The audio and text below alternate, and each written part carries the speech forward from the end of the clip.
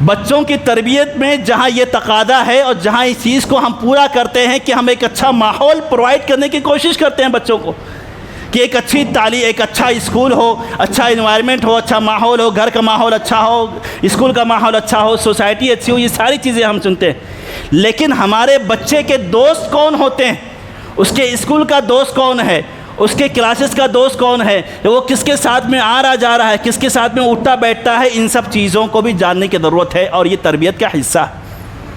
یہ تربیت کا حصہ ہے۔ اللہ کی قسم آپ کی تربیت مکمل اسی وقت ہو سکتی ہے جب آپ بچے کے اوپر تو محنت کر رہے ہیں ہر اعتبار سے، سہولت دینے کے اعتبار سے، لیکن بچے کے دوست کون ہیں آپ کو اگر اس کے بارے میں نہیں جانتے ہیں، یقین جانیے کہ آپ کی تربیت ادھوری رہ جائے گی۔ اور ایسا بہت سا ایسا دیکھا ہے ہم لوگوں نے اپنے سماج میں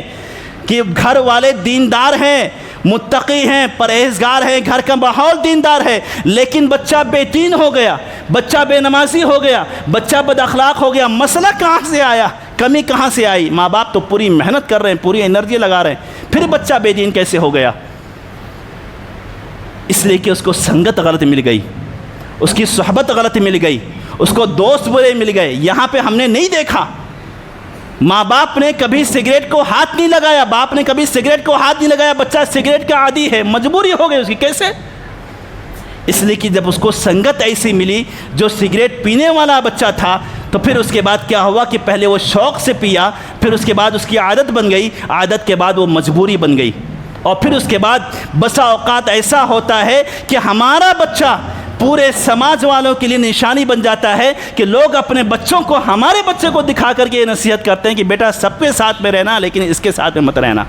یہ کتنا تکلیف دہ مومنٹ ہوتا ہوگا اس بچے کے لیے بھی اور اس کے ماں باپ کے لیے بھی کہ ان کا بچہ سماج میں علامت بن گیا ہے کہ اس کی سنگت میں نہ رہا جائے۔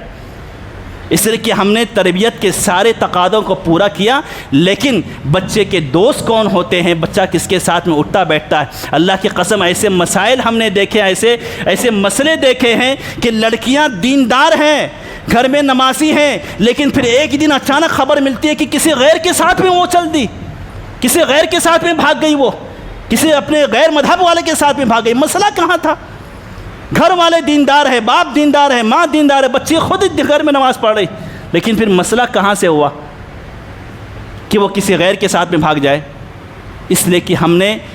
گھر کے اندر جو چیزیں ہوتی تھی وہ تو ہم نے دیکھا، لیکن باہر ہمارا بچہ کس کے ساتھ میں اٹھتا بیٹھتا ہے، کس کے ساتھ میں آتا جاتا ہے، اس پر ہم نے نگاہ نہیں دوڑائی۔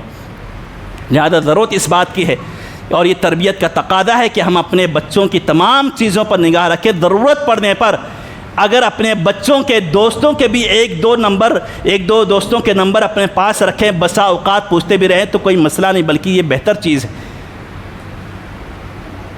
بسا اوقات بچے اعتراض کرتے ہیں کہ آپ میرے بارے میں شک کر رہے ہیں، آپ نے میرے فلاں دوست کو لگا کر فون لگا کے پوچھ لیا، میرے بارے میں آپ انکوائری کر رہے تھے، لیکن مسئلہ وہ نہیں ہے۔ مسئلہ اہم چیز ہے تربیت کا، اس کی صحیح دشا کا، اس کے صحیح رخ کا، اس کے صحیح عقیدہ، منہج اور ایمان کی سلامتی کا، اس کی صحیح تربیت کا، یہ تقاضا۔ تو بہرحال جہاں ہم کو اپنے اوپر نگاہ یا ہم کو اپنے اوپر توجہ دینے کی ضرورت ہے کہ ہم کس کے ساتھ میں اٹھتے بیٹھتے ہیں، ہم ضرور اس چیز کو دیکھیں۔ وہیں ضرورت اس بات کی ہے کہ ہمارا بچہ کہاں آتا جاتا ہے، کہاں اٹھتا بیٹھتا ہے، اس چیز کو بھی ہم ضرور اپنے سامنے رکھیں۔